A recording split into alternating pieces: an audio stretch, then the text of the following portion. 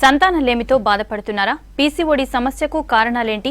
Infertility సమస్యను ఎలా అధిగమించవచ్చు? దీనికి హోమియోపతిలో ఎటువంటి చికిత్స అందుబాటులో ఉందో మనకు తెలియజేయడానికి హోమియోకేర్ ఇంటర్నేషనల్ డాక్టర్ శ్రీవిద్య గారు మనతో పాటు ఉన్నారు. వారిని అడిగి మరిన్ని విషయాలు తెలుసుకుందాం. Hi doctor, good afternoon. Good afternoon. Yes doctor, ముందుగా చెప్పండి, అసలు ఇన్ఫెర్టిలిటీ ప్రాబ్లం ఉంది అని ఎప్పుడు పరిగణించాలి? ఒక డాక్టర్ని ఎప్పుడు కన్సల్ట్ అవ్వాలి? సంతానలేమి సమస్యని ఇన్ఫర్టిలిటీ అంటారు. సో సాధారణంగా పెళ్ళైన తర్వాత ఒక సంవత్సరం పాటు నార్మల్ లైఫ్ లీడ్ చేసినప్పటికీ, ఎటువంటి కాంట్రాసెప్టివ్ మెథడ్స్ యూజ్ చేయనప్పటికీ గర్భం ధరించినట్లయితే ఆ దంపతుల్లో సంతానం లేని సమస్య ఉన్నట్లుగా పరిగణించవచ్చు. ఒకవేళ దంపతుల యొక్క వయసు 30 సంవత్సరాల పైన కనుక ఉన్నట్లయితే ఈ వ్యవధిని 6 నుంచి 8 మాసాల వరకు మ్యాక్సిమంగా పరిగణించవచ్చు. బట్ ఈ సంతానలేమి సమస్య అనేది ఇద్దరిలో ఉండొచ్చు. ఆడవాళ్ళలో ఫీమేల్ సైడ్గా ఉండొచ్చు, కొంతమంది మగవాళ్ళలో కూడా ప్రాబ్లం అనేది ఉండొచ్చు. సో ఇన్ఫర్టిలిటీ అనేది మెయిన్గా 2 రకాలుగా ఉంటుంది. ఒకటి ప్రైమరీ ఇన్ఫర్టిలిటీ, అంటే గర్భం ధరించే ఎన్ని సంవత్సరాలైనప్పటికీ ఒక ఫీమేల్ కనుక గర్భం ధరించకపోతే ప్రైమరీ ఇన్ఫర్టిలిటీ అంటారు. సో సెకండరీ ఇన్ఫర్టిలిటీ అంటే ఒకసారి గర్భం ధరించి ఒక బేబీ ఉన్నప్పుడు రెండవసారి గర్భధారణకు ప్రాబ్లం కనుక కలిగినట్లయితే దాన్ని సెకండరీ ఇన్ఫర్టిలిటీ అంటారు. సో సాధారణంగా 12 నెలలు అంతకు మించి కనుక ప్రాబ్లంగా ఉన్నట్లయితే ఒకసారి డాక్టర్ గారిని కలిసి ప్రాబ్లం ఎవరిలో ఉందనేది కొన్ని రకాలైన టెస్ట్ల ద్వారా గమనించుకోవడం చాలా ఇంపార్టెంట్. ఎస్పెషల్లీ ఆడవాళ్ళలో అల్ట్రాసౌండ్ అబ్డామిన్, కొన్ని రకాలైన major hormones, for example thyroid profile కానివ్వండి, లేదంటే ఏఎంహెచ్ హార్మోన్, ఎఫ్ఎస్హెచ్, ఎల్హెచ్, ఇలా బేసిక్ హార్మోన్ ప్రొఫైల్ కనుక చేసినట్లయితే ప్రాబ్లం ఎక్కడ ఉంది అనేది ఐడెంటిఫై చేయొచ్చు. ఇదే విధంగా మగవారిలో సెమెన్ అనాలిసిస్ ద్వారా సెమెన్ కౌంట్ ప్రాపర్గా ఉందా, సాధారణంగా గర్భం ధరించడానికి 60 మిలియన్స్ నుంచి 150 మిలియన్స్ మధ్యలో ఉండాలి. కౌంట్ తక్కువగా ఉన్నప్పుడు, లేదంటే మొటిలిటీ కానీ వాటి యొక్క స్ట్రక్చర్ ఎక్కడైనా ప్రాబ్లం ఉన్నట్లయితే సెమెన్ అనాలిసిస్ ద్వారా ప్రాబ్లం మగవాళ్ళలో ఉన్నది అనేది మనం ఐడెంటిఫై చేయొచ్చు. డాక్టర్, ఇన్ఫెర్టిలిటీ ప్రాబ్లంకి అసలు మేజర్గా ఏ రీజన్స్ ఉంటాయి? నవేడేస్ చూసుకున్నట్లయితే చాలా వరకు హార్మోన్ ఇంబ్యాలెన్స్ అనేది 60 to 70% ఆఫ్ ద ఫీమేల్లో చూస్తుంటాము. ఎక్కువగా నవేడేస్ బయటపడుతున్న కేసు ఏంటంటే పీసీఓడి, పాలిసిస్టిక్ ఒవేరియన్ డిసీజ్. జనరల్గా మనం తీసుకునే ఆహారపు అలవాట్లు ప్రాపర్గా లేనప్పుడు, లేదంటే అధిక బరువుతో ఉన్నప్పుడు, మానసికంగా ఒత్తిడి ఎక్కువగా తీసుకున్నప్పుడు ఈ హార్మోన్ ఇంబ్యాలెన్స్ అనేది జరుగుతుంది. సో దీన్ని ఎలా ఐడెంటిఫై చేయాలి? ఒక ఫీమేల్ పీసీఓడి సమస్యతో బాధపడుతుంది లేది అనేది కొన్ని రకాలైన లక్షణాల ద్వారా, మేజర్గా 4 లక్షణాలలో చెప్పినట్లు, అంటే మేజర్గా ఏంటంటే ఇర్రెగ్యులర్ మెన్స్ట్రుయేషన్, అంటే సాధారణంగా 28 నుంచి 30 రోజుల మధ్యలో ఉండే ఋతుచక్రం అనేది దెబ్బతినడం, ఐదర్ లేట్గా ఉండొచ్చు, లేదంటే కొంతమంది ఫీమేల్లో 4 months 5 months అయినప్పటికీ కూడా మెన్స్ట్రువల్ సైకిల్స్ అనేది రాకుండా ఉండడం, దీన్ని ఎమెనోరిక్ కండిషన్ అంటారు. So irregular menstruation. And second thing, over weight. Within డేస్లో లేదంటే మంత్స్లోనే విపరీతమైన బాడీ అధిక బరువు కనుక పెరుగుతున్నట్లయితే పీసీఓడి సమస్య కూడా ఒక కారణముగా చెప్పవచ్చు. అండ్ థర్డ్ వచ్చేసి అబ్నార్మల్ హెయిర్ గ్రోత్, అంటే అన్వాంటెడ్ హెయిర్ గ్రోత్ అంటాము. ఫేస్ మీద కానీ చేతుల మీద అధికంగా విపరీతంగా హెయిర్ పెరగడం, అండ్ నార్మల్గా ఉండవలసిన హెయిర్ అనేది లాస్ అవడం, అలోపేషియా కండిషన్. థర్డ్ లక్షణం పీసీఓడి ఏంటంటే ఈ abnormal hair growth. And fourth one వచ్చేసరికి స్కిన్ యొక్క టెక్స్చర్ కానివ్వండి, లేదంటే పిగ్మెంటేషన్ అంటారు, డార్క్ కలర్ మారిపోవడం, ఎస్పెషల్లీ మెడ భాగంలో కానివ్వండి, ఫేస్ పైన డార్క్ కలర్ పిగ్మెంటేషన్ రావడం. ఈ 4 లక్షణాలలో 2 లేదా 3 కనుక ఉన్నట్లయితే పీసీఓడి ఉంది లేనిది అనేది మనం అల్ట్రాసౌండ్ అబ్డామిన్ ద్వారా పరిగణించవచ్చు. సో పీసీఓడి సమస్య ఓన్లీ పెళ్ళైన వాళ్ళలో మాత్రమే కాకుండా టీనేజ్ పిల్లల్లో కూడా చూస్తుంటాం. 16-17 ఇయర్స్ ఏజ్ అమ్మాయి నుంచి 35 ఇయర్స్ ఉమెన్ వరకు కూడా ఎవరిలో అయినా సరే పీసీఓడి అనేది వచ్చే అవకాశాలు ఉంటాయి. సో ఎవరైతే ఈ లక్షణాలతో బాధపడుతుంటారో లేట్ చేయకుండా వితిన్ 2 or 3 monthsలో కనుక ఇటువంటి లక్షణాలు బయటపడ్డ వెంటనే డాక్టర్ గారిని సంప్రదించి అల్ట్రాసౌండ్ అబ్డామిన్ ద్వారా కన్ఫర్మేషన్ చేసుకోవడం అనేది first important. And second thing, చాలా వరకు ఉమెన్లో ఎర్లీగా ఐడెంటిఫై చేస్తే కొన్ని రకాలైన ఆహార నియమాలు పాటించు, ఫిజికల్ యాక్టివిటీ, ఎక్సర్సైజెస్ అనేది అడ్వైస్ చేస్తుంటాం. మెడికేషన్ అవసరం లేకుండానే ఎర్లీగా డయాగ్నోజ్ అయిన కేసెస్లో తగ్గిపోయే అవకాశం ఉంటుంది. బట్ చాలామంది ఏంటంటే అవగాహన ఉన్నా లేదంటే లేకపోయినా కానీ సంవత్సరాల కొద్దీ వెయిట్ చేస్తూనే ఉంటారు. ఇలా ఈ 4 లక్షణాలు కనిపించినా కానీ వెయిట్ చేయడం, ఇలా లేట్ చేయడం వల్ల ఏంటంటే ఇంటర్నల్గా ప్రాబ్లం అనేది తీవ్రత చాలా ఎక్కువ అయిపోతుంది. సో అటువంటి సందర్భాల్లో ఖచ్చితంగా మెడికేషన్ అనేది ఇంపార్టెంట్. సాధారణంగా పీసీఓడికి ఇచ్చే కాంట్రాసెప్టివ్ పిల్స్ ద్వారా ఏంటంటే టెంపరీగా రిలీఫ్ ఉంటుంది. ఫర్ ఎగ్జాంపుల్ ఎమెనోరిక్ కండిషన్ ఉన్న ఫీమేల్ కానీ, లేదంటే ఓవర్ వెయిట్ ఉన్న ఫీమేల్ కానీ అలోపతి సైడ్ మెడికేషన్ కనుక తీసుకుంటే ఎన్ని రోజులు తీసుకుంటారో ఆ టెంపరీ పీరియడ్ మాత్రమే మెన్స్ట్రువల్ సైకిల్స్ ప్రాపర్గా రావటం, పిగ్మెంటేషన్ తగ్గిపోవడం జరుగుతుంది. బట్ హోమియోపతిలో అడ్వాంటేజ్ ఏంటంటే కొద్ది రోజులు కనుక కంటిన్యూస్గా మెడికేషన్ తీసుకుంటే పర్మనెంట్గా సాల్వ్ అవుతుంది. అంటే మెడికేషన్ తీసుకున్నప్పుడు తగ్గి మళ్ళీ రావడం అనేది హోమియోపతితో జరగదు. మెడికేషన్ మానేసినప్పటికీ ప్రీవియస్గా ఉమెన్ ఎలాంటి నార్మల్ హెల్దీ లైఫ్ లీడ్ చేస్తుందో అలా నార్మల్గా వచ్చే అవకాశాలు హోమియోపతి ద్వారా సాధ్యపడుతుంది. ఎస్ డాక్టర్, ఇప్పుడు మీరు అన్నట్టుగా పీసీఓడి ప్రాబ్లం అనేది కామన్గా చూస్తూ ఉన్నాం కదా. ఇప్పుడు టీనేజర్స్ దగ్గర నుంచి చాలా వరకు కూడా ఆడవాళ్ళలో పీసీఓడి ప్రాబ్లం ఉంటుంది. అసలు ఇది రావడానికి రీజన్స్ ఏంటి? మెయిన్గా పీసీఓడి అనేది నవేడేస్ చూసుకున్నట్లయితే చాలా కామన్గా ఈవెన్ టీనేజ్ అమ్మాయిల్లో కూడా చాలా ఎక్కువగా ఉంటుంది. ఫస్ట్ రీజన్ వచ్చేసి మానసిక ఒత్తిడి, అధికంగా ఆందోళనకు గురి అవ్వడం, లేదంటే స్ట్రెస్ ఎక్కువగా తీసుకోవడం వల్ల ఇంటర్నల్గా హార్మోన్స్ అనేవి కంప్లీట్గా ఇంబ్యాలెన్స్ లోనవ్వడం జరుగుతుంది. దీంతో పాటుగా అధిక ఒత్తిడి కూడా ఆడినట్లయితే పీసీఓడి అనేది చాలా తొందరగా వస్తుంది. సిండ్రోమ్ అంటారు, polycystic ovarian syndrome, multiple symptoms ఒకే ఉమెన్లో ఈ 4 రకాలైన లక్షణాలు ఉన్నట్లయితే, అంటే ఒకే ఉమెన్లో అధిక బరువుతో ఉండి, పిగ్మెంటేషన్తో ఉండి, menstrual disorders and hair loss, ఈ అన్ని లక్షణాలు కనుక ఒకే ఉమెన్లో ఉంటే దాన్ని సిండ్రోమ్గా పరిగణిస్తాము. డిసీజ్ అంటే 1 లేదా 2 ఉండొచ్చు, లేదంటే చాలా వరకు కొంతమందిలో అసిమ్టమాటిక్ కూడా ఉంటారు. సో సిండ్రోమ్ అనేది కాంప్లికేటెడ్ సిమ్టమ్స్ 3 లేదా 4 లక్షణాలు కలగలిపిన వాళ్ళలో పీసీఓఎస్ సిండ్రోమ్గా పరిగణిస్తాము.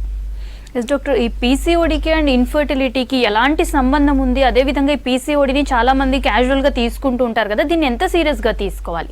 ఇన్ఫర్టిలిటీకి ఒక ప్రధానమైన రీజన్ పీసీఓడి. అదర్ రీజన్స్ కూడా ఉండొచ్చు. ఫర్ ఎగ్జాంపుల్, ఉమెన్ యొక్క రిప్రొడక్టివ్ సిస్టమ్ కనుక చూసుకున్నట్లయితే యూటరస్తో పాటు ఓవరీస్ అండ్ ట్యూబ్స్, ఈ వ్యవస్థ అంతా నార్మల్గా ఉన్నప్పుడు ఓవరీ ఫంక్షన్ నార్మల్గా ఉండాలి, యూటరస్ హెల్దీగా ఉండాలి, ట్యూబ్స్ ఓపెన్ ఉండాలి. ఈ స్ట్రక్చర్ అంతా నార్మల్గా ఉన్నప్పుడు మాత్రమే ఫీమేల్ అనేది గర్భధారణకు సాధ్యపడుతుంది. ఈ స్ట్రక్చర్లో ఎక్కడ ప్రాబ్లం ఉన్నప్పటికీ, ఫర్ ఎగ్జాంపుల్ యూటరస్ కనుక తీసుకున్నట్లయితే, గర్భసంచి తీసుకున్నట్లయితే ఏదైనా ఇన్ఫెక్షన్స్ రావడం, లేదంటే ఫైబ్రాయిడ్స్ ఫామ్ అవ్వడం, ఫైబ్రాయిడ్స్లో అన్ని రకాల ప్రాబ్లం దారి తీయకపోవచ్చు, కొన్ని రకాలైన సబ్సిరోజల్ ఫైబ్రాయిడ్స్ అంటారు, ఇలాంటివి మాత్రం ఇన్ఫర్టిలిటీకి దారితీసే ఛాన్సెస్ ఉంటాయి. అండ్ ట్యూబ్స్ కనుక తీసుకున్నట్లయితే కుడివైపు అండ్ ఎడం వైపు 2 ట్యూబ్స్ ఓపెన్గా ఉండడం అనేది ఇంపార్టెంట్. కొంతమందిలో ట్యూబల్ బ్లాక్స్ అనే ప్రాబ్లం కానివ్వండి, ఇన్ఫెక్షన్స్ వల్ల ఓపెన్ ఉండాల్సిన 2 ట్యూబ్స్ క్లోజ్ అవ్వడం జరుగుతుంది. అది ఒకవైపు ఉండొచ్చు, లేదంటే రెండు వైపులా కూడా ఉండొచ్చు. మెన్స్ట్రుయేషన్ నార్మల్గా ఉన్నప్పటికీ కూడా గర్భం ధరించినట్లయితే మనం కొన్ని రకాలైన టెస్ట్లు, ఎస్పెషల్లీ హెచ్ఎస్జి అంటారు, అంటే హిస్ట్రోసాల్పింజోగ్రామ్, దీని ద్వారా ట్యూబ్స్ ఓపెన్ ఉంది లేనిది అనేది తెలుసుకోవచ్చు. ఒకవైపు ట్యూబ్ బ్లాక్ ఉండొచ్చు, లేదంటే కొంతమందిలో 2 వైపులా ఉండొచ్చు. ఒకవైపు బ్లాక్ ఉన్నప్పుడు 50% ఆఫ్ ద ఛాన్సెస్ అనేది తగ్గిపోతుంది కన్సీవింగ్కి. అండ్ అదర్ రీజన్స్ కనుక చూసుకున్నట్లయితే కొన్ని రకాలైన viral infections, especially torch positive అంటారు, అంటే టాక్సోప్లాస్మోసిస్ కానీ రుబెల్లా లాంటి కాంప్లికేటెడ్ వైరస్లు ఉన్నప్పుడు ఒకసారి గర్భం ధరించినప్పటికీ టర్మ్ కంప్లీట్ అవ్వకుండా, 9 months కంప్లీట్ అవ్వకుండా in between 2nd month 3rd monthలోనే అబోర్షన్స్ అయ్యే ఛాన్సెస్ ఉంటాయి. సో టార్చ్ పాజిటివ్ అనేది కూడా మనకు రూల్ అవుట్ చేసుకోవాల్సిన అవసరం ఉంటుంది. ఖచ్చితంగా ఇది నెగటివ్ ఉన్నప్పుడు మాత్రమే ఇన్ఫర్టిలిటీ లేకుండా నార్మల్గా అనేది సాధ్యపడుతుంది. ఎస్ డాక్టర్, ఈ పీసీఓడికి లైఫ్ స్టైల్ అండ్ అదేవిధంగా ఫుడ్ హ్యాబిట్స్, ఇప్పుడున్న ఫుడ్ హ్యాబిట్స్ కూడా ఒక కారణం అవుతాయి అంటారా? అండ్ అంతేకాకుండా చాలా స్ట్రెస్ కూడా ఫీల్ అవుతున్నారు కదా, ఇది కూడా ఒక కారణం అవుతుందా? ఎస్, పీసీఓడికి 2 రకాల రీజన్స్. ఒకటి మానసికంగా ఒత్తిడి తీసుకోవడం, నిద్ర సరిగా లేకపోవడం, ఆందోళనకు గురి అవ్వడం. అండ్ సెకండ్ రీజన్ వచ్చేసి ఫిజికల్ వైజ్గా ఆహారపు అలవాట్లు సరిగా లేకుండా, కార్బోహైడ్రేట్ డైట్ విపరీతంగా తీసుకోవడం, అధికంగా బరువు ఉండడం వల్ల కూడా ఫిజికల్ సైడ్ కూడా పీసీఓడి అనేది డెవలప్ అయ్యే ఛాన్సెస్ ఉంటుంది. సో ఎర్లీగా డయాగ్నోజ్ అయిన కేసెస్లో only diet restriction and physical activity, exercises maintain చేయడం వల్ల కూడా ఎర్లీగా క్యూర్ అయ్యే ఛాన్సెస్ ఉంటాయి. బట్ కాంప్లికేటెడ్ కేసులో, ఎస్పెషల్లీ పాలిసిస్టిక్ ఓవేరియన్ సిండ్రోమ్ లాంటి కేసెస్లో ఖచ్చితంగా మెడికేషన్ అవసరం ఉంటుంది. సో మిగతా అన్ని రకాలైన మెడికేషన్తో పోల్చినట్లయితే హోమియోపతి ద్వారా ఎక్కువ అడ్వాంటేజ్ ఉంటుంది. ఎందుకంటే కొద్ది కాలం ఒక కోర్స్ కనుక కంప్లీట్గా తీసుకున్నట్లయితే పీసీఓడి అనేది కంప్లీట్గా సాల్వ్ అవుతుంది. And 99% of the cases PCOD treat అవ్వడం జరుగుతుంది. అండ్ ఇన్ఫర్టిలిటీ ప్రాబ్లం కూడా సాల్వ్ అవుతుంది. ఎస్ డాక్టర్, థైరాయిడ్ ప్రాబ్లం కూడా ఇన్ఫర్టిలిటీకి కారణం అవుతుంది కదా, అయితే హోమియోపతి వాడటం వల్ల ఎంతవరకు ఫలితాలు ఉంటాయి? థైరాయిడ్ ప్రాబ్లం అనేది ఫీమేల్ సైడ్ ఉండొచ్చు, లేదంటే మగవాళ్ళలో కూడా ఉండొచ్చు. ఇవి 2 రకాలుగా ఉంటాయి. ఒకటి హైపోథైరాయిడిజం అండ్ హైపర్ థైరాయిడిజం. అంటే T3 T4 అనే మేజర్ హార్మోన్స్, వైటల్ హార్మోన్స్ బ్లడ్లో ఉండాల్సిన స్థాయి కంటే ఎక్కువగా ఉన్నట్లయితే దాన్ని హైపర్ థైరాయిడిజం అంటారు. T3 T4 తక్కువగా ఉంటే హైపోథైరాయిడిజం. ఈ 2 రకాలైన ప్రాబ్లమ్స్లో కూడా ఇన్ఫర్టిలిటీ అనేది ఉండొచ్చు. సాధారణంగా TSH లెవెల్ 5.5 బిలో ఉండడం అనేది చాలా ఇంపార్టెంట్. ఎందుకంటే మెన్స్ట్రుయేషన్ ప్రాపర్గా ఉండడం, ఓవ్యులేషన్ అనేది కరెక్ట్గా ఉండడం సాధ్యపడుతుంది. బట్ TSH ఇంబ్యాలెన్స్ ఉన్నప్పుడు ఐదర్ 0.5 కంటే తక్కువగా ఉన్నప్పుడు కానీ, అబ్నార్మల్గా 5.5 కంటే ఎక్కువగా ఉన్నప్పుడు ఫీమేల్ సైడ్ ప్రాబ్లం ఉండొచ్చు. అట్ ద సేమ్ టైం మగవాళ్ళలో కూడా సెమెన్ కౌంట్ కూడా ఈ TSH అనేది చాలా వైటల్ హార్మోన్. ఫిజికల్ గ్రోత్కి ఎంత ఇంపార్టెంటో ఇంటర్నల్గా ఓవమ్ డెవలప్మెంట్ కానీ స్పర్మ్ డెవలప్మెంట్ కానీ అంత ఇంపార్టెంట్. సో 1 ఇయర్ వరకు కన్సీవ్ అవ్వని కపుల్లో ఖచ్చితంగా మేల్కి ఫీమేల్కి థైరాయిడ్ ప్రొఫైల్ అనేది కన్ఫర్మ్ చేసుకోవాల్సిన అవసరం చాలా ఉంటుంది. ఎస్ డాక్టర్, ఇప్పుడు చూసుకుంటే చాలా వరకు రిపీటెడ్ అబార్షన్స్ జరుగుతూ ఉంటాయి కదా, అసలు ఇలా అబార్షన్స్ జరగడానికి కారణం ఏంటి?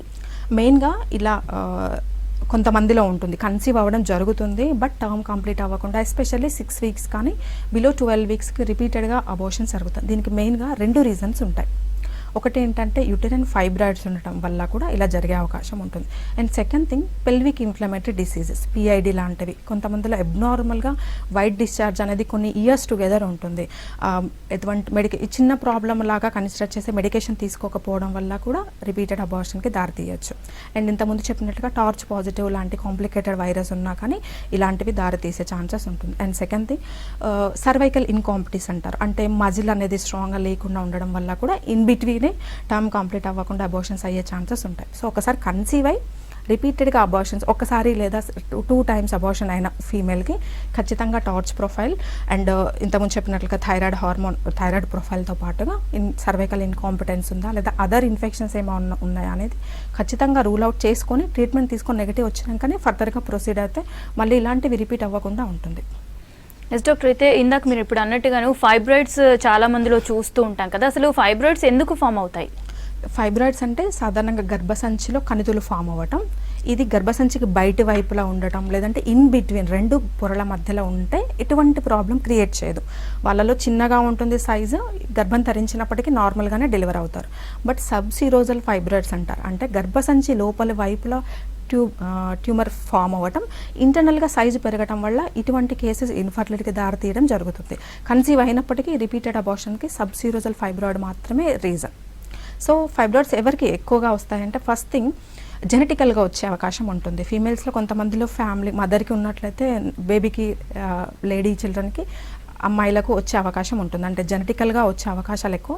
And second thing hormone imbalance వల్ల కూడా ఈ ఫైబ్రాయిడ్స్ వచ్చే అవకాశం ఉంటుంది. సో ఎవ్రీ 6 మంత్స్కి కనుక నార్మల్గా థైరాయిడ్ అల్ట్రాసౌండ్ అబ్డామిన్ చేయించుకున్నట్లయితే ఈవెన్ చిన్నగా ఉన్నప్పటికీ మనం ఐడెంటిఫై చేయొచ్చు.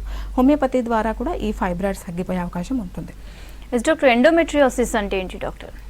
సో ఎండోమెట్రియోసిస్ అంటే గర్భసంచి లోపల ఉన్న ఇంటర్నల్ లైనింగ్ని మనం ఎండోమెట్రియం అంటారు. సాధారణంగా ఎండోమెట్రియం లైనింగ్ వచ్చేసి 6 to 9 మిల్లీమీటర్ ఉండాలి.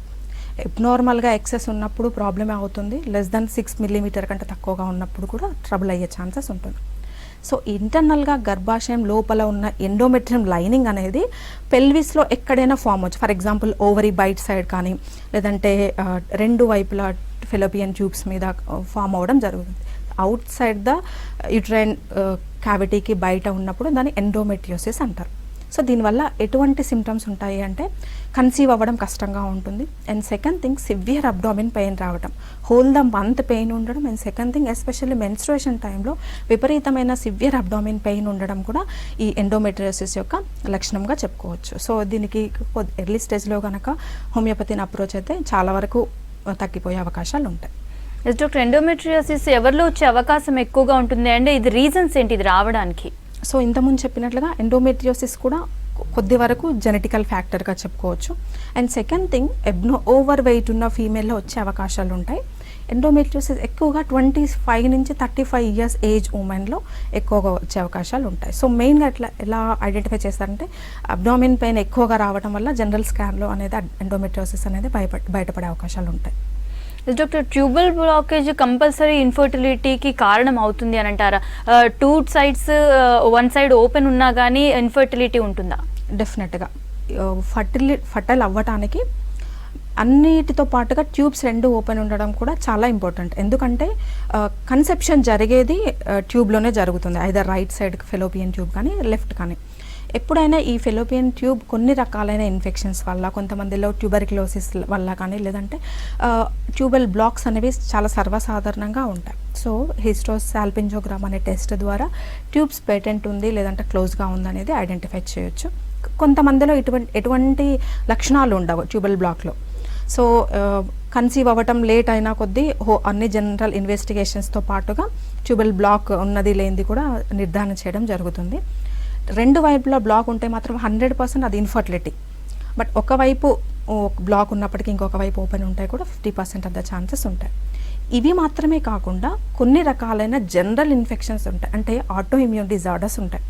ఫర్ ఎగ్జాంపుల్ సిస్టమిక్ ల్యూపస్ ఎరిథిమాటిస్ అంటారు. ఇది సిస్టమిక్ డిసీజ్, జాయింట్స్ అండ్ స్కిన్తో పాటుగా ఫీమేల్లో రిప్రొడక్టివ్ సిస్టమ్ కూడా కంప్లీట్గా డ్యామేజ్ అవ్వడం జరుగుతుంది. SLEలో అండ్ రుమటాయిడ్ ఆర్థరైటిస్ ఇలాంటి ఆటో ఇమ్యూన్ డిసీజ్లో కూడా కొంతమంది ఫీమేల్స్లో ఇన్ఫర్టిలిటీకి దారితీసే ఛాన్సెస్ ఉంటాయి. సో అబ్నార్మల్గా ఉన్నప్పుడు ఖచ్చితంగా మెడికేషన్ తీసుకుని అవి రూల్ అవుట్ క్యూర్ అయిన తర్వాత ఫర్టిలిటీకి ట్రై చేయడం చాలా ఇంపార్టెంట్. ఎస్ డాక్టర్, కాల్ తీసుకుందాం. దేవి గారు, ఎస్ చెప్పండి, మీ ప్రాబ్లం ఏంటి చెప్పండి. హలో మేడం, నాకు 10 years అవుతుందండి మ్యారేజ్ అయ్యి. ఓకే, నాకు ఇంకా పిల్లలు పుట్టలేదు. మీ వయసు ఎంత? నా వయసు 23 అండి, చిన్న వయసులోనే అయిపోయింది. ఓకే, ఇది మామూలుగా చెకప్ లో ఆయనకి నాకు చేయించుకున్న ప్రాబ్లం ఏమీ లేదన్నారు. ఓకే, ఇప్పుడు రీసెంట్ గా ఇది కంత వచ్చింది అంటున్నారు, ఇప్పుడు స్టార్ట్ అయింది అన్నారు. ఓకే, మీరు బరువు ఎంత ఉన్నారమ్మా? నేను బరువు 50 ఉన్నానండి. ఓకే, సో అన్ని టెస్ట్లలో ఏం ప్రాబ్లం ఉందని చెప్పారు మీకు? రీసెంట్ గా అయితే ఇది కంత వచ్చింది అన్నారండి. ఓకే, ప్రెగ్నెన్సీ వస్తుందా అని టెన్షన్ గా ఉందండి. ఓకే, సో మీ ప్రాబ్లం ఎర్లీగా మ్యారేజ్ అవ్వడం, అంటే 13 yearsలో మ్యారేజ్ అవ్వడం వల్ల జనరల్గా ఉమెన్లో ఏమవుతుందంటే అవగాహన లేకుండా ఉండడం, ఎర్లీగా ప్రాబ్లం వచ్చినా తనకు ఐడెంటిఫై చేయలేకపోవడం, ట్రీట్మెంట్ తీసుకోకుండా ఉండడం వల్ల కూడా కాంప్లికేషన్కి దారితీసే ఛాన్సెస్ ఉంటాయి. మీ విషయంలో చూసుకున్నట్లయితే కంతి అంటే జనరల్గా యూటరైన్ ఫైబ్రాయిడ్ అంటారండి. ఇవి 3 రకాలుగా ఉంటాయి, అన్నీ కూడా ప్రాబ్లంకి దారితీయవు. కొన్ని రకాలైన సబ్సిరోజల్ లాంటి ఫైబ్రాయిడ్స్ మాత్రమే ఇన్ఫర్టిలిటీకి దారితీసే ఛాన్స్ ఉంటుంది. But what ever, me age 23 అంటే చాలా మనకు అవకాశాలు ఎక్కువగా ఉంటాయి. మీకు ఏ ప్రాబ్లం ఉన్నప్పటికీ మెడికేషన్ ద్వారా తగ్గిపోతుంది. మీరు ఒకసారి హోమియోపతిని దగ్గరగా ఉన్న బ్రాంచ్ని సంప్రదించండి. చిన్న ఏజ్ కాబట్టి ఎటువంటి ప్రాబ్లం ఉన్నా కానీ మెడికేషన్తో 100% సాల్వ్ అవుతుంది. ఒకసారి మీరు లేటెస్ట్ రిపోర్ట్స్ ఏవైతే ఉన్నాయో మీ హస్బెండ్ సెమెన్ అనాలిసిస్ కూడా తీసుకొని దగ్గరగా ఉన్న హోమియోకేర్ ఇంటర్నేషనల్ని సంప్రదించండి. ఎస్ డాక్టర్, అయితే డయాబెటిక్స్ కూడా ఇన్ఫర్టిలిటీకి కారణం అవుతుంది అంటారా? ఇలాంటి పేషెంట్స్కి ఎలాంటి ప్రభావం చూపిస్తుంది? సో డయాబెటీస్ అనేది జనరల్గా సెకండరీ ఇన్ఫర్టిలిటీకి డయాబెటీస్ వన్ ఆఫ్ ది రీజన్గా చెప్పుకోవచ్చు. అదర్ మగవాళ్ళలో కానివ్వండి లేదంటే లేడీస్లో మెటబాలిక్ డిజార్డర్ డయాబెటీస్ అనేది కంట్రోల్లో ఉన్నప్పుడు fasting levels less than 110 and post lunch level below 170 కనుక ఉంటే, అదర్ హెల్తీ ఫ్యాక్టర్స్ అన్ని హెల్త్ నార్మల్గా ఉన్నట్లయితే డయాబెటీస్ వాళ్ళు కూడా అన్ని జాగ్రత్తలు పాటిస్తూ మెడికేషన్ ప్రాపర్గా తీసుకుంటూ డైట్ కనుక ప్రాపర్గా మెయింటైన్ చేస్తే ఒక diabetic person equal to normal. But ఎబ్నార్మల్గా షుగర్ లెవెల్స్ ఎక్కువగా ఉన్నప్పుడు, అంటే HbA1c రిపోర్ట్ అన్కంట్రోల్డ్గా ఉన్నప్పుడు above 7 and fasting post lunch reports కూడా ఎక్కువగా ఉన్నప్పుడు, కాంప్లికేటెడ్గా ఉన్నప్పుడు మాత్రమే ఇన్ఫర్టిలిటీకి దారితీసే ఛాన్సెస్ ఉంటుంది. ఎక్కువగా సెకండరీ వాళ్ళకు ఇటువంటి ట్రబుల్ అనేది క్రియేట్ చేయడం జరుగుతుంది. ఎస్ డాక్టర్, ఇన్ఫర్టిలిటీకి హోమియోపతిలో ఎలాంటి ట్రీట్మెంట్స్ అందుబాటులో ఉంది? మెయిన్గా ఇన్ఫర్టిలిటీకి హోమియోకి రిలేషన్ ఏంటంటే నవేడేస్ చూసుకుంటే ఎక్కువగా స్ట్రెస్ రిలేటెడ్ డిసీజ్ డయాగ్నోజ్ అవుతున్నాయి. ఒకటి హార్మోన్ ఇంబ్యాలెన్స్ కానివ్వండి లేదంటే PCOD రిలేటెడ్. హోమియో కనుక ఎర్లీ స్టేజ్లో అప్రోచ్ అవుతాయి, అదర్ పాలిసిస్టిక్ ఓవేరియన్ డిసీజ్ కానీ అదర్ హార్మోన్ ఇంబ్యాలెన్స్ కానీ అండ్ సెకండరీ ఇన్ఫర్టిలిటీ కూడా రీజన్స్ ఐడెంటిఫై చేసి ప్రాపర్గా మెడికేషన్ తీసుకుంటే 80 to 90% of the infertility cases అనేది సాల్వ్ అవ్వడం జరుగుతుంది. ఈవెన్ మగవాళ్ళలో కూడా కొన్ని కేసెస్లో ఆలిగోస్పర్మియా అంటారు, అంటే 40 million కంటే కౌంట్ తక్కువగా ఉన్నట్టు. అటువంటి కేసెస్ కూడా హోమియోపతి మెడికేషన్ ద్వారా కాన్స్టిట్యూషన్ ట్రీట్మెంట్ కనుక తీసుకుంటే కౌంట్ నార్మల్కి రావడం జరుగుతుంది. ఎస్ డాక్టర్, ఇన్ఫర్టిలిటీకి ఇప్పుడున్న life style and food habits, కొన్ని స్మోకింగ్ అండ్ ఆల్కహాల్ ఇలాంటి హ్యాబిట్స్ కూడా కారణం అవుతాయి అని అంటారా? ఎస్, జనరల్ హెల్త్ అనేది చాలా ఇంపార్టెంట్. అంటే ఇమ్యూనిటీ లెవెల్ ప్రాపర్గా లేకపోతే ఇన్ఫర్టిలిటీ కాదు, అదర్ డిసీజెస్ ఏవైనా కానీ తొందరగా రావటం, ఫాస్ట్గా ప్రోగ్రెస్ అవ్వటం, మెడికేషన్ తీసుకున్నా కానీ తొందరగా తగ్గకపోవడం అనేది జరుగుతుంది. సో హార్మోన్ ఇంబ్యాలెన్స్ కేసెస్లో ఈ ఆహారపు అలవాట్లు, స్ట్రెస్ మేనేజ్మెంట్ అనేది చాలా ఇంపార్టెంట్. ఒక పర్సన్ బిఎంఐ మేనేజ్ చేసుకుంటే, ఒక పీసీఓడి ఉమెన్ కనుక కన్సల్ట్ అయితే వాళ్ళ బరువు ప్రాపర్గా ఉన్నారా, ఎక్సెస్ వెయిట్ కనుక ఉంటే కనుక అదర్ మెడికేషన్ ఫామ్లో వెయిట్ రిడక్షన్ జరుగుతుంది. అట్ ద సేమ్ టైం ఆహారపు అలవాట్లు కూడా గైడ్ చేయడం జరుగుతుంది. అంటే ఎక్కువగా కార్బోహైడ్రేట్ డైటెస్ అనేది అవాయిడ్ చేయడం, ఫైబర్ ఎక్కువగా తీసుకోవడం, యాంటీ ఇన్ఫ్లమేటరీ మెడికేషన్ అడ్వైస్ చేస్తూ డైట్ కూడా స్ట్రిక్ట్గా ఫాలో అయినట్లయితే, జనరల్ హెల్త్తో పాటుగా హార్మోన్ ఇంబ్యాలెన్స్ కూడా లేకుండా ఉన్నట్లయితే ఇన్ఫర్టిలిటీ ప్రాబ్లం అనేది తొందరగా సాల్వ్ అవుతుంది. ఎస్ డాక్టర్, కాల్ తీసుకుందాం. రమ గారు, ఎస్ చెప్పండి, మీ ప్రాబ్లం ఏంటి? చెప్పండి. నాకు యూట్రస్ మొన్న స్కాన్, నాకు 2 years అవుతుందండి ఇప్పుడు మ్యారేజ్ అయ్యి. ఓకే. అయితే స్కాన్ అంతకు ముందు తీసినప్పుడు 6 months బ్యాక్ తీసినప్పుడు పీసీఓడి ఉందని చెప్పారండి. ఓకే. ఆ తర్వాత మళ్ళీ వేరే స్కాన్ డిపార్ట్మెంట్ లో తీస్తే ఏమీ లేదు, బాగానే ఉందని చెప్పేశారండి. ఓకే. ఆ తర్వాత మేము కన్సీవ్ అవడానికి అని చెప్పేసి టాబ్లెట్స్ రాయమని చెప్పాము. ఓకే. అయితే ఆ టాబ్లెట్స్ వాడిన తర్వాత ఇన్ఫెక్షన్ వచ్చిన తర్వాత మళ్ళీ ట్రీట్మెంట్ తీసుకున్నామండి. ట్రీట్మెంట్ తర్వాత కన్సీవ్ అవడానికి మా హస్బెండ్ కి నాకు మెడిసిన్ రాశారు. ఓకే. 3 months కోర్స్ ఓవిడాక్టర్ టాబ్లెట్స్ నేను 3 months యూజ్ చేసాం. మా హస్బెండ్ కి ఏమో సెమెన్ టెస్ట్ రాశారు, దాంట్లోనేమో అది స్పర్మ్ కౌంట్ చాలా తక్కువగా ఉందని చెప్పారు. ఓకే. ఎంత ఉందమ్మా? స్పర్మ్ కౌంట్ అంటే మూమెంట్స్ లేవు, మోటిలిటీ రేట్ ఎక్కువగా ఉంది అని అన్నారండి. ఓకే, తక్కువగా ఉంది. చాలా అంటే చాలా తక్కువగా ఉంది చెప్పారు అప్పుడు మాకు. ఓకే. అయితే దానివల్ల కన్సీవ్ అవడానికి ఛాన్సెస్ తక్కువ, మీరు మీ హస్బెండ్ వాడాలి టాబ్లెట్స్ అని చెప్పి మా హస్బెండ్ కి 3 months, నాకు 3 months ఇచ్చారండి. ఓకే. 2 months యూజ్ చేయగానే నేను కన్సీవ్ అయ్యాను. కన్సీవ్ అయిన 2 months కి స్కానింగ్ చేశారండి. ఓకే. చేసిన తర్వాత కనిపిస్తుంది కానీ లోపల పాస్ ఏమి కనిపిస్తుంది అని చెప్పారండి. ఓకే. దానివల్ల అబార్షన్ చేయాలని చెప్పి టాబ్లెట్స్ ఇచ్చారు. కొంచెం క్లియర్ గా చెప్పండి అమ్మా, కన్సీవ్ అయ్యి ఎన్ని వారాలు అవుతుంది?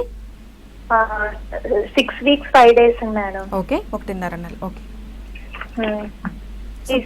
స్కాన్ చేసిన తర్వాత అయితే బేబీ అయితే కనిపించట్లేదు అని చెప్పి అన్నారండి. ఓకే.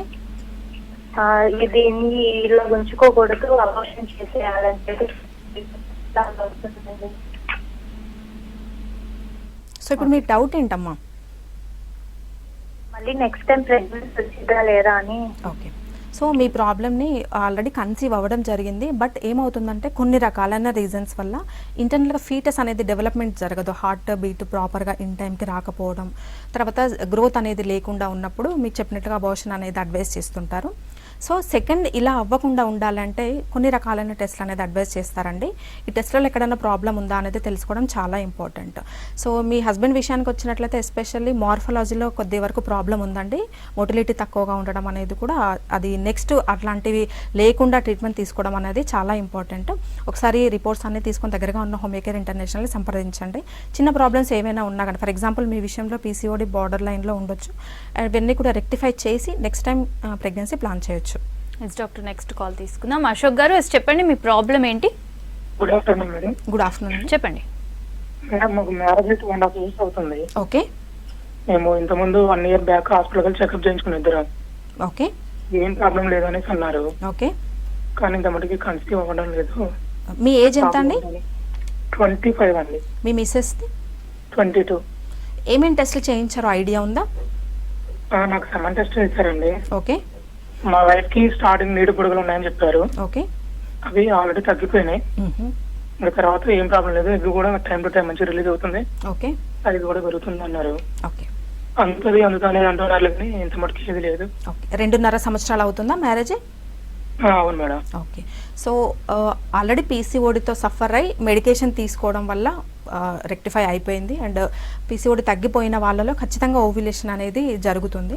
అండ్ సెకండ్ థింగ్, నార్మల్గా అవగాహన ఉండాల్సింది ఏంటంటే ఓవ్యులేషన్ టైం అనేది చాలా ఇంపార్టెంట్. అది ఎప్పుడు డిసైడ్ చేయాలంటే ఎగ్జాక్ట్గా 14th day of the menstrual cycle. For example 28 days cycle కనుక ఉన్నట్లయితే 14th డే ఓవ్యులేషన్ టైమ్గా ఇది నార్మల్ అవగాహన ఉండడం అనేది చాలా ఇంపార్టెంట్ అండి. దీంతో పాటుగా మీ సెమన్ అనాలిసిస్ ఒకసారి దగ్గరగా ఉన్న డాక్టర్ని సంప్రదించండి. కౌంట్తో పాటుగా మిగతా ఫ్యాక్టర్స్ కూడా ఇంపార్టెంట్, అంటే మొటిలిటీ కానివ్వండి, దాని స్ట్రక్చర్ నార్మల్గా ఉందా, ఇదన్నీ ప్రొఫైల్ నార్మల్గా ఉన్నప్పుడు మాత్రమే కన్సీవింగ్ అనేది సాధ్యపడుతుంది. అట్ ద సేమ్ టైం మీరు జనరల్ హెల్త్ అంటే రిమైనింగ్ హెల్త్ ఫ్యాక్టర్ బాగుంది, ఎస్పెషల్లీ ఫీమేల్ సైడ్ చూసుకున్నట్లయితే హిమోగ్లోబిన్ పర్సంటేజ్ కానివ్వండి, అండ్ సెకండ్ థింగ్ బరువు, ఇవన్నీ కూడా చాలా ఇంపార్టెంట్. సో మెడికేషన్ అని కంటిన్యూ చేయండి. ఎస్ డాక్టర్, నెక్స్ట్ కాల్ తీసుకుందాం. మల్లిక గారు, ఎస్ చెప్పండి, మీ ప్రాబ్లం ఏంటి చెప్పండి. డాక్టర్ గారు ఉన్నారు, పిల్లలు ఓకే చెప్పండి, ప్రాబ్లం చెప్పండి. నాకు 7 years అయింది మ్యారేజ్ అయ్యి. ఓకే, మీ ఏజ్ ఎంతమ్మా? 28. ఓకే, మా హస్బెండ్ చేపిస్తే నో ప్రాబ్లం ఏం లేదన్నారు. ఓకే, కౌంటింగ్ అంత బాగుందన్నారు. కానీ నాకు వస్తే నేను చెక్ చేపిస్తే అంటే గర్భసంచి ఒక షేప్ లో ఉంది. ఓకే, అది లైట్ గా పైన వి షేప్ లో ఉంది ఓకే అన్నారు. పిల్లలు పుట్టే అవకాశం ఉందా అండి? అంటే దాంట్లో చాలా రకాలు ఉంటాయమ్మా. గర్భసంచి నార్మల్గా ఉండటమా, లేదంటే హైపోప్లాస్టిక్ లాంటి జెనెటికల్గా ఉన్న ప్రాబ్లం కొద్దిగా ఎక్కువ టైం తీసుకుంటుంది. కొన్ని సంవత్సరాలు, 3 లేదా 4 సంవత్సరాలలో రెక్టిఫై అయ్యే ఛాన్స్ ఉంటుంది. బట్ ప్రాబ్లం అనేది క్లియర్గా తెలవాలి. అంటే ఫర్ ఎగ్జాంపుల్ స్ట్రక్చర్ నార్మల్గా ఉన్నప్పటికీ లోపల సెప్టమ్ ఉంటుంది, దాన్ని బైకార్నియేట్ యూట్రస్ అంటారు. వీటిలో చాలా రకాలు ఉంటాయి. ఒకసారి మీ రిపోర్ట్ చూస్తే క్లియర్గా అడ్వైస్ చేయడం జరుగుతుంది. ఎస్ డాక్టర్, ఇన్ఫర్టిలిటీకి హోమియోలో ట్రీట్మెంట్ ఇచ్చినప్పుడు మీరు వాళ్ళకి ఎలాంటి జాగ్రత్తలు చెప్తారు? లైక్ డైట్ కంట్రోల్ కానీ, వాళ్ళ లైఫ్ స్టైల్ మెయింటెనెన్స్ కానీ ఎలాంటి జాగ్రత్తలు చెప్తారు? సో ఎప్పుడైనా మెడికేషన్ అడ్వైస్ అనేది డిపెండ్స్ ఆన్ అంటే రీజన్ని బట్టి ఉంటుంది. అందరికీ ఒకే రీజన్ వల్ల ఇన్ఫర్టిలిటీ అనేది కారణం అవ్వదు. కొంతమందిలో థైరాయిడ్ డిజార్డర్స్ కావచ్చు, లేదంటే కొంతమందిలో పీసీఓడి, లేదంటే ఫైబ్రాయిడ్స్, డిపెండ్స్ ఆన్ ఎటువంటి ప్రాబ్లం మీద ఉంది, దాంతోపాటుగా మెడికేషన్. అండ్ జనరల్గా ఆహారపు అలవాట్లు ఏంటంటే అధికంగా బరువు వెయిట్ పుట్ ఆన్ అయ్యే డైట్ అనేది అవాయిడ్ చేయమని చెప్తుంటారు. అది జనరల్ అడ్వైస్, అందరికీ కామన్గా ఉంటుంది. అండ్ బరువు ఎక్కువగా పెరగకుండా BMI అనేది 25 to 27 between normal healthy maintain చేయడం వరకు డైట్ అనేది హెల్త్ సపోర్ట్ అవుతుంది. రిమైనింగ్ అంతా కూడా మెడికేషన్ ద్వారానే క్యూర్ అవుతుంది. Okay, thank you doctor. ఇది ఇవాల్టి good health. Stay tune to V6 news.